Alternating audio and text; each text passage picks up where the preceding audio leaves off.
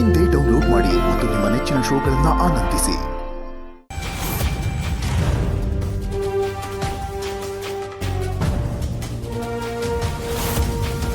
ಮೂಕಂ ಕರೋತಿ ವಾಚಾಲಂ ಮೂಕಂ ಕರೋತಿ ವಾಚಾಳಂ ಪಂಗುಂ ಲಂಘಯತೆ ಗಿರಿಂ.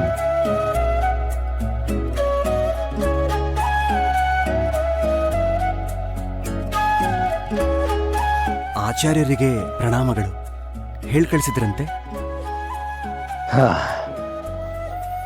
ಹಿರಿಯರು ದಾರಿ ತಪ್ಪಿದಾಗ ಎಚ್ಚರಿಸಿ ಸರಿ ದಾರಿಯಲ್ಲಿ ನಡೆಯೋ ಹಾಗೆ ಮಾಡೋದು ಹಿರಿಯರ ಕರ್ತವ್ಯ. ನಾನೇನು ನಿನ್ನ ಗುರು ಅಲ್ಲ, ಆದರೂ ನಿನ್ನನ್ನು ಎಚ್ಚರಿಸೋದು ನನ್ನ ಜವಾಬ್ದಾರಿ. ಹಾಗಾಗಿ ಹೇಳಿ ಕಳಿಸ್ದೆ. ತಪ್ಪಿದ್ದಾಗ ತಿದ್ದುವವರೆಲ್ಲರೂ ಗುರುಗಳಿಗೆ ಸಮ. ಹೇಳಿ ಆಚಾರ್ಯರೇ, ನನ್ನಿಂದ ಏನಾದರೂ ಅಪಚಾರವಾಯ್ತಾ? ಅಪಚಾರವಾಗಿಲ್ವೇ? ಮತ್ತೆ ಬೇರೆ ವರ್ಗದ ಜನರನ್ನ ಮಾತಾಡಿಸೋದೇ ಮೈಲಿಗೆ ಅನ್ನುತ್ತೆ ಶಾಸ್ತ್ರ. ಅಂಥದ್ರಲ್ಲಿ ಅವರಿಗೆ ಶ್ಲೋಕ ಮಂತ್ರಗಳನ್ನು ಹೇಳ್ಕೊಡೋದು ಅಪಚಾರವಲ್ವೇ? ಓ, ಆ ಮಕ್ಕಳ ವಿಚಾರವೇ? ಹೌದು. ತಪ್ಪನ್ನ ತಿದ್ದಿ ಸರಿಪಡಿಸೋದು ಗುರುವಿನ ಕೆಲಸ. ಆ ಮಕ್ಕಳು ಶ್ಲೋಕವನ್ನ ತಪ್ಪಾಗಿ ಉಚ್ಚರಿಸ್ತಾ ಇದ್ರು. ನಾನೊಬ್ಬ ಗುರುವಾಗಿ ಆ ತಪ್ಪನ್ನ ಸರಿಪಡಿಸೋದಿಕ್ಕೆ ಪ್ರಯತ್ನ ಪಟ್ಟೆ. ಇದರಲ್ಲಿ ತಪ್ಪೇನಿದೆ ಆಚಾರ್ಯರೇ? ಮಂತ್ರ ಶ್ಲೋಕಗಳನ್ನ ಅವರು ನುಡಿಯೋದು ತಪ್ಪು ಅಂತ ಶಾಸ್ತ್ರದಲ್ಲಿ ಉಲ್ಲೇಖ ಇದೆ. ಯಾಕೆ, ನಿನಗದು ಗೊತ್ತಿಲ್ವೇ? ಗೊತ್ತಿದೆ ಆಚಾರ್ಯರೇ. ನನಗ್ ಗೊತ್ತಿರೋ ಒಂದು ವಿಚಾರವನ್ನ ಹೇಳ್ತೀನಿ. ದಯವಿಟ್ಟು ಅನ್ಯಥಾ ಭಾವಿಸಬಾರ್ದು. ಆಚಾರ್ಯ ರಾಮಾನುಜರು ನಾರಾಯಣ ಮಂತ್ರವನ್ನ ಸಾಮೂಹಿಕವಾಗಿ ಉಪದೇಶ ಮಾಡಿದ್ರು. ಅವರು ಮಾಡಿದ್ದನ್ನೇ ನಾವು ಮಾಡಬೇಕು ಅಂತೇನಿಲ್ಲ. ಅದಕ್ಕೆ ನಮ್ಮ ಪರಂಪರೆ ಒಪ್ಪೋದು ಇಲ್ಲ.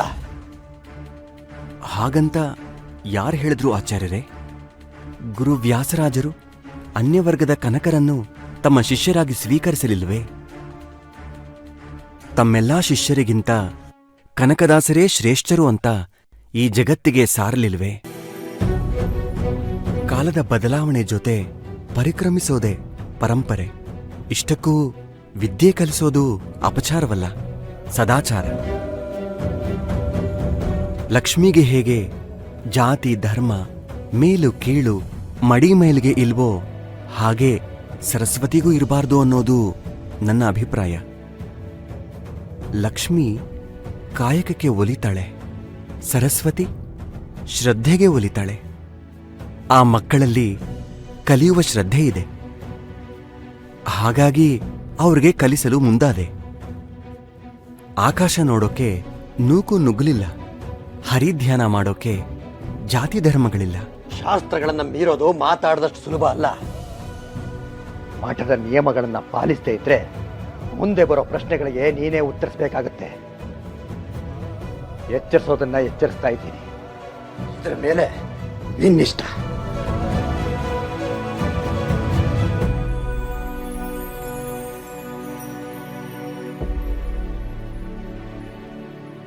ಮೂಲರಾಮ, ನನ್ನಿಂದ ನಿಜವಾಗ್ಲೂ ತಪ್ಪಾಗಿದ್ರೆ ನೀನೇನೇ ಶಿಕ್ಷೆ ಕೊಟ್ರೂ ನಾನು ಅನುಭವಿಸೋಕ್ ಸಿದ್ಧ.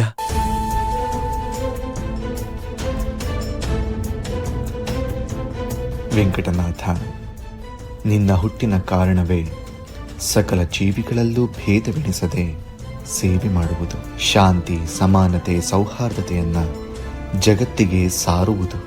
ಸಕಲ ಜೀವಿಗಳಲ್ಲೂ ಆತ್ಮನಿದ್ದಾನೆ, ಆತ್ಮನಲ್ಲಿ ಪರಮಾತ್ಮನಿದ್ದಾನೆ. ಈ ಅರಿವನ್ನು ಎಲ್ಲರಲ್ಲೂ ಮೂಡಿಸು. ಹೊಸ ದಾರಿಯಲ್ಲಿ ನಡೆಯುವಾಗ ಕಲ್ಲು ಮುಳ್ಳು ಹಳ್ಳ ಕೊಳ್ಳಗಳಿರುವುದು ಸಹಜ. ಹೆದರಬೇಡ ಮಗು.